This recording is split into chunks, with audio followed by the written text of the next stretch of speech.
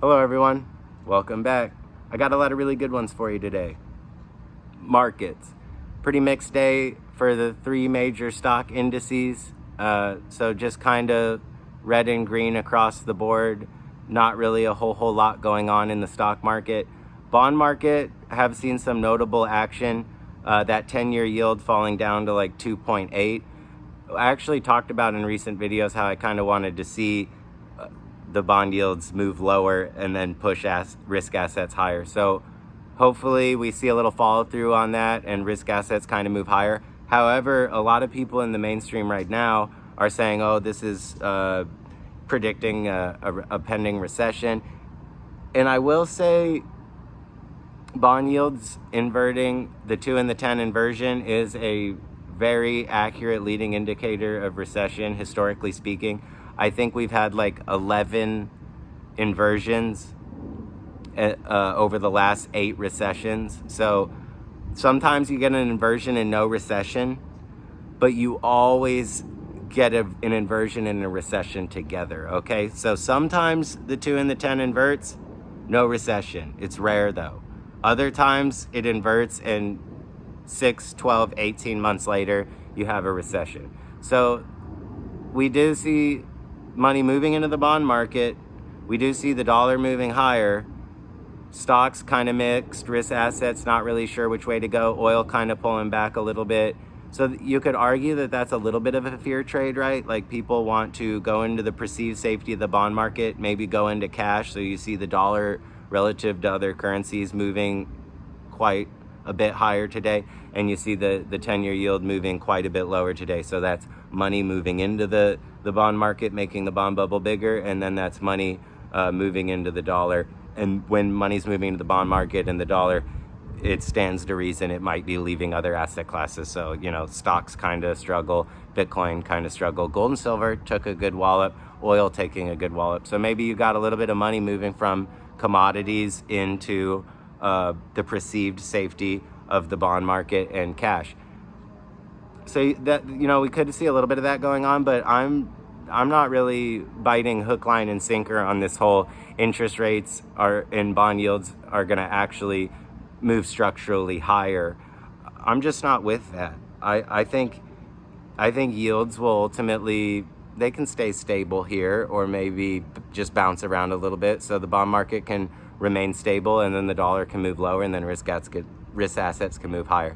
That's ultimately like my, you know, prediction that I'm probably wrong on, right? So throw garbage at me when I'm wrong.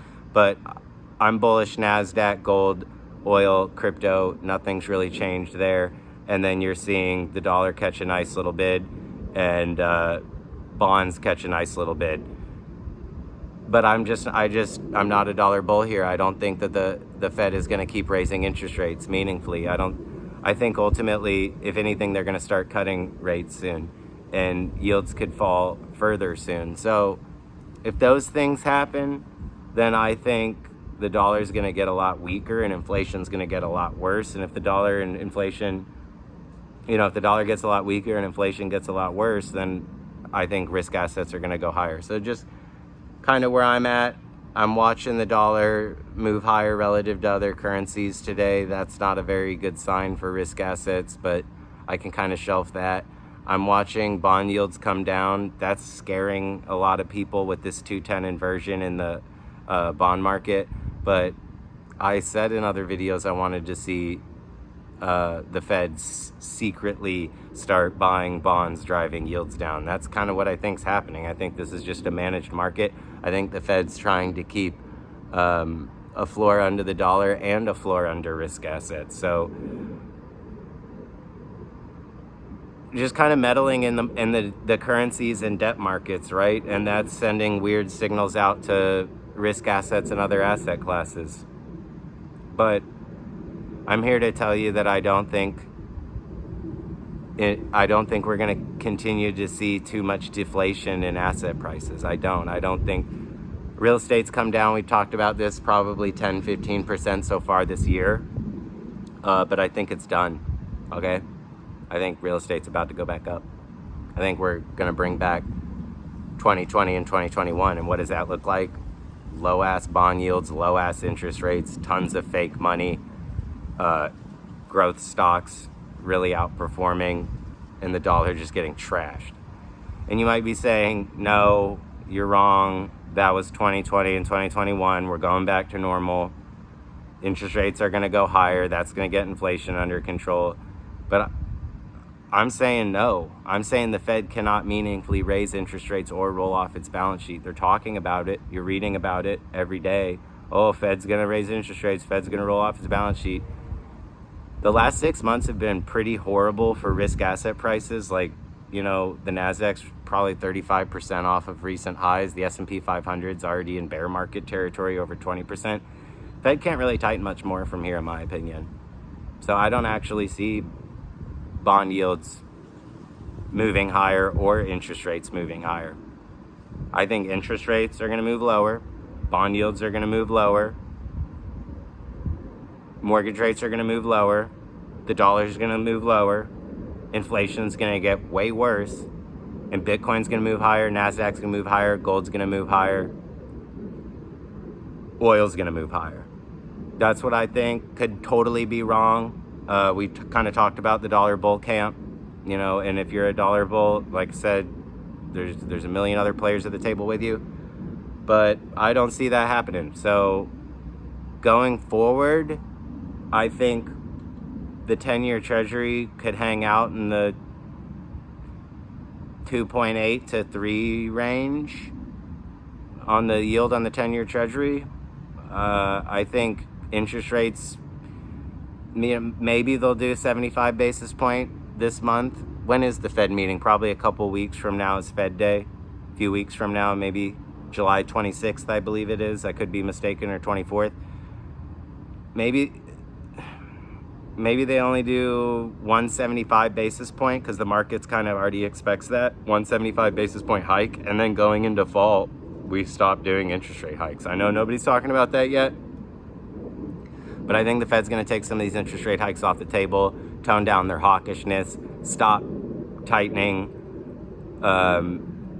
secretly keep the debt market under control, secretly not roll off their balance sheet while they tell the public they will, and support risk assets. So I don't think we're done. I think the Fed is going to capitulate to broad sustained inflation, meaning the grocery store, the pump, travel, you know, labor, that stuff's just going to keep going up. And I think asset prices are going to start turning around and going up with it. So I don't really see terminal markets that are about to crash, and this recession is just going to crush risk assets and rich people. I see problems in the currency, problems in the dollar, problems in the debt market that are ultimately going to drive risk assets up way faster than wages and cull the middle class. So I think the middle class is going to go extinct from low interest rates, from low bond yields, from Fed policy, and that's going to send risk assets higher. It's not a good thing, but I don't trust, again, that the Fed is going to meaningfully roll off its balance sheet or continue to raise interest rates. Like, I just don't buy it. With regard to that 2-10 inversion, I mean, I don't know. The 10-year yield, for all I know, is going to come up 5-10 basis points tomorrow and then uninvert itself, and then it's fine. Like, yield curve inversions are kind of tricky. They are accurate leading indicators for recession. So, you know, whenever the 2-10 inverts, there's like 80-90% chance in the next 6 to 18 months you're going to have a recession. Something like that. It's quite a dependable leading indicator. But this environment we're in is just so wackadoo and weird. I'm going to keep an eye on that 10-year. If it keeps inverting more and more and that inversion gets deeper, maybe I'll bring up the 2-10 inversion as being a leading indicator for a recession. But I'm kind of under the assumption we're already in a recession. We've been in a recession in growth for many years.